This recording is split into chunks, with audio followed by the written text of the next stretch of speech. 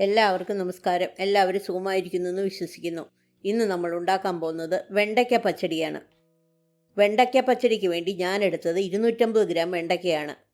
വെണ്ടയ്ക്ക നന്നായിട്ട് കഴുകി ഒരു തുണി കൊണ്ട് തുടച്ച് വെള്ളമെല്ലാം മാറ്റി ചെറുതായിട്ട് അരിഞ്ഞെടുക്കുക. അതിലേക്ക് 1/2 ടീസ്പൂൺ ഉപ്പിട്ട് ഇളക്കി വയ്ക്കുക.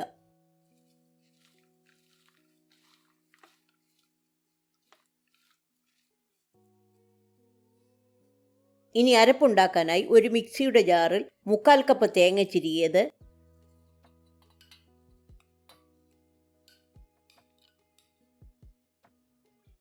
1/2 ടീസ്പൂൺ ജീരകം, 3 പച്ചമുളക്, തേങ്ങ അരയാൻ ആവശ്യമായ അല്പം വെള്ളം ഒഴിച്ച് പേസ്റ്റ് പോലെ അരച്ചെടുക്കുക. ഇനി നമുക്ക് വെണ്ടയ്ക്ക വറുത്തെടുക്കാം. ഒരു കുഴിഞ്ഞ പാത്രം ഗ്യാസിൽ വെച്ച് മീഡിയം ഫ്ലെയിമിൽ ചൂടാക്കുക. അതിലേക്ക് വെണ്ടയ്ക്ക ഫ്രൈ ചെയ്യാൻ ആവശ്യമായ വെളിച്ചെണ്ണ ഒഴിച്ച് വെണ്ടയ്ക്ക ഇട്ട് ക്രിസ്പിയായി ഫ്രൈ ചെയ്യുക. കരിഞ്ഞു പോകാതെ പ്രത്യേകം ശ്രദ്ധിക്കണം. 2 തവണ ഫ്രൈ ചെയ്യുകയാണെങ്കിൽ അധികം വെളിച്ചെണ്ണ ഒഴിക്കേണ്ട ആവശ്യമില്ല.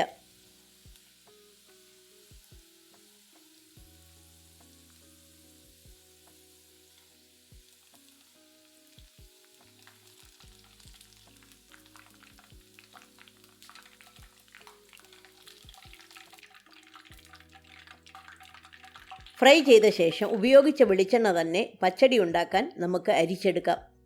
വെണ്ടയ്ക്ക ഫ്രൈ ചെയ്ത അതേ പാത്രത്തിൽ ആവശ്യത്തിന് അരിച്ചെടുത്ത വെളിച്ചെണ്ണ ഒഴിച്ച് ചൂടാകുമ്പോൾ 1/2 ടീസ്പൂൺ കടുകിട്ട് പൊട്ടിക്കുക.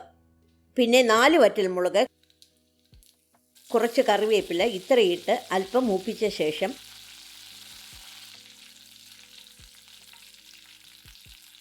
അരച്ചു വച്ചിരിക്കുന്ന തേങ്ങ ഒഴിച്ച് ഏതാനും സെക്കൻഡ് ചൂടാക്കുക.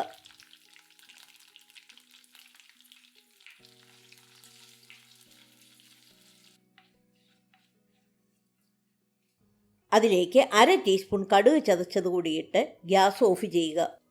നിങ്ങൾക്ക് തേങ്ങ അരയ്ക്കുന്നതിൻ്റെ കൂടെ വേണമെങ്കിലും കടുക് ഇടാവുന്നതാണ്. ഇനി കട്ടയുടച്ച 1 കപ്പ് തൈര് ചേർത്ത് നന്നായിട്ട് ഇളക്കുക. തൈര് ഒഴിക്കും മുമ്പ് ഗ്യാസ് ഓഫ് ചെയ്യാൻ മറക്കരുത്. തൈര് ചൂട് കൂടി രുചി തന്നെ മാറിപ്പോകും. ഉപ്പ് കുറവാണെങ്കിൽ നിങ്ങൾക്ക് വീണ്ടും ചേർക്കാം.